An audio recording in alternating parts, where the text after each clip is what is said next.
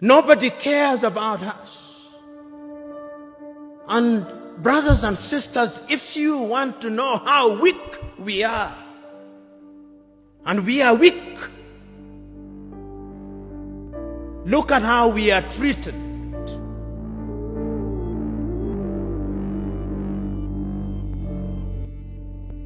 Last month,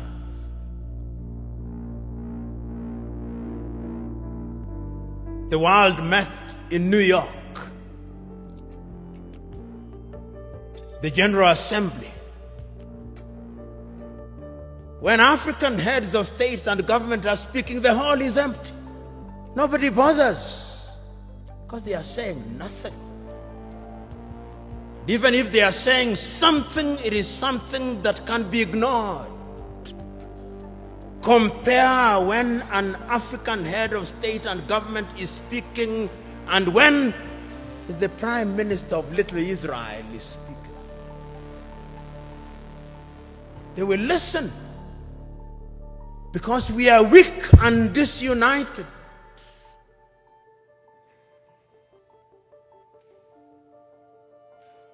So we have a weak continent because the spirit of Pan-Africanism disappeared.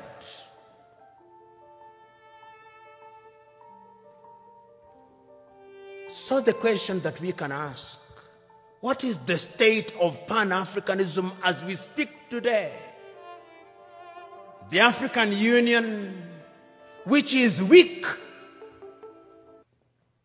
says the right things and does the wrong things 9 out of 10 times.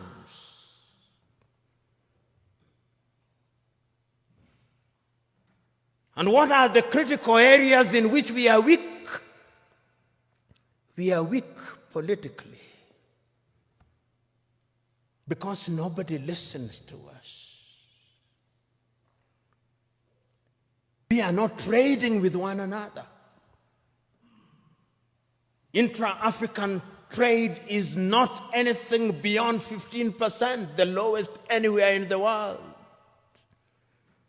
If you look at all our sectors and look at them, look at our agriculture, almost all African countries are net food importers. There is not a single African country that is in meaningful technology. Not a single African country produces a mobile phone. Yet the single most important ingredient in mobile telephony is to be found in the Democratic Republic of Congo. Not a single African country produces a car other than assembling completely knocked down kits. There is no meaningful production of pharmaceutical products in Africa.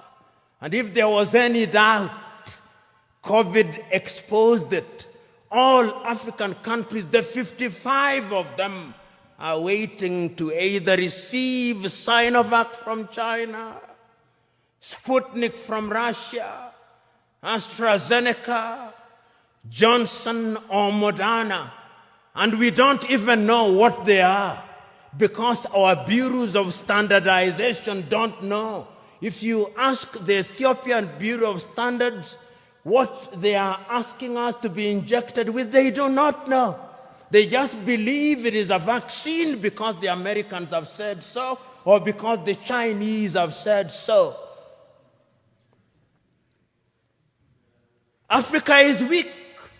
So that even this magnificent edifice, I suspect, has not been erected by Ethiopian engineers. When I see the signage in Chinese, I suspect it is the Chinese. That is how weak we are. That is the reality of our mother continent. It is because we are politically weak, we are economically weak, socially we are disorganized, culturally and spiritually we are confused. That is the continent in which we are today. We unite or we perish. that as I travel across the world, people do not care about our Tanzanianness or our Ghanaianness or our Kenyanness or our Ethiopianness. In their eyes, we are all Africans. And perhaps that is what we should use as the building block in order to talk about African unity. But we are not being naive about that unity. Because sometimes when we talk about Pan-Africanism and about African unity, people think we are being too simplistic about it. No, it is not being simplistic and being naive. It is recognizing that as long as we remain the way we are, then Africa in the next 25 years will be recolonized.